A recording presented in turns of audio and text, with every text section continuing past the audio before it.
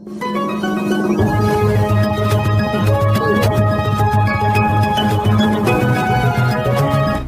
तालुका दक्षिण सोलापूर येथील Gokul sugar industries कारखान्याच्या थकीत ऊस बिलासाठी शेतकरी संघर्ष समितीच्या वतीने बुधवारी विजयपूर रोडवरील छत्रपती संभाजी महाराज तलाव येथे जलसमाधी आंदोलन करण्यात आले। या आंदोलनकर्त्यांना परवानगी नाकारल्याची नोटीस पोलिसांनी बजावली आहे, परंतु शेतकऱ्यांनी बॅरिकेड तोडून छत्रपती संभाजी महाराज तलावात उड्या मारल्या आहेत। शेतकऱ्यांची समजूत काढण्यासाठी प्रांताधिकारी तहसीलदार दाखल झाले आहेत। गोकुळ साखर कारखान्याने ऊस नेऊन 6 ते 7 महिने झाले, त्याचे अद्यापही बिल दिले नाही। त्यामुळे धाराशिव जिल्ह्यातील तुळजापूर, उमरगा, निलंगा आणि अक्कलकोट, दक्षिण सोलापूर तालुक्यातील ऊस उत्पादक शेतकरी ऊस बिलासाठी जिल्हाधिकारी कार्यालयाबाहेर 16 दिवसांपासून बेमुदत धरणे आंदोलन करीत आहेत। परवानगी नाकारली होती आम्ही, कारण याबाबत या अगोदर जिल्हाधिकारी साहेबांसोबत बैठक झालेली आहे। तरी सुद्धा शेतकऱ्यांनी हे पाऊल उचललं।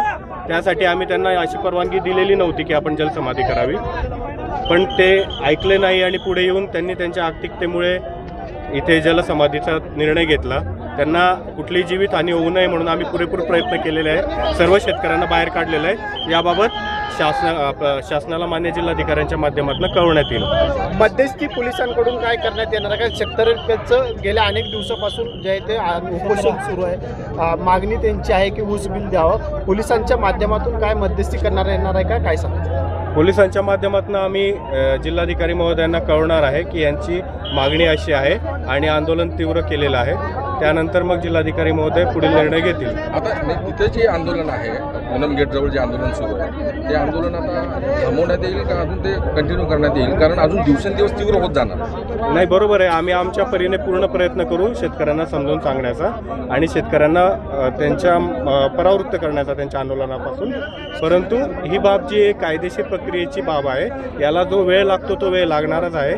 तरी शेतकऱ्यांनी सुद्धा या भावना समजून घ्यायच्या, प्रशासनाची बाजू समजून घ्यायला हवी की जो वेळ लागेल त्या वेळेनंतरच ज्या गोष्टी त्यांना पाहिजे त्या मिळणार आहे।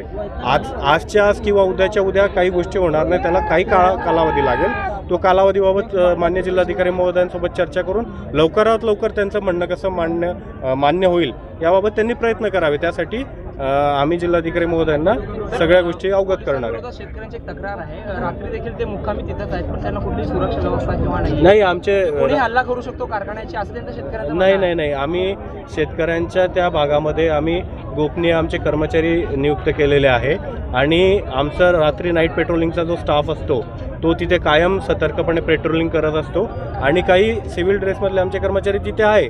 तर आम्ही त्याबाबत सतर्क आहोत आणि कारखान्यांकडनं, कारखानदारांकडनं किंवा कोणाकडनंही जे कोणी असे घटक आहे की जे शेतकऱ्यांना अटॅक करू शकतात अशी कुठली संभावना आम्ही ठेवलेली नाही आहे। तुम्ही स्वतः जीव धोक्यात घालून पाण्यात उतरला होता? नाही, पहिल्यांदाच पोलीस अधिकारी स्वतः जलसमाधी आंदोलनामध्ये स्वतः तलावात उतरलेला आहे। नाही, ते शेतकऱ्यांना बाहेर काढणं आमचं कर्तव्य आहे। कुठल्याही शेतकऱ्यांची जीवितहानी व्हायला नको हे कर्तव्य भावनामुळे झालं, ते बाकी काय नाही। Now and press the bell icon. Never miss a